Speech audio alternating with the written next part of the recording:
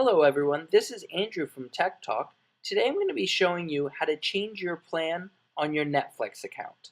This continues our series on Netflix tech tutorials, so if you have any other questions about Netflix, make sure that you check out all of our other tech tutorials on Tech Talk.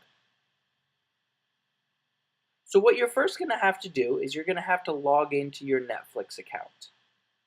So if you've created a plan, we're just changing the plan. We're not starting from the beginning. So you probably already have a current plan. You're going to log into that Netflix account. So what you're going to do is you're going to scroll over here to the account area. Slide down, hit account. That'll bring up your plan and everything that you have there.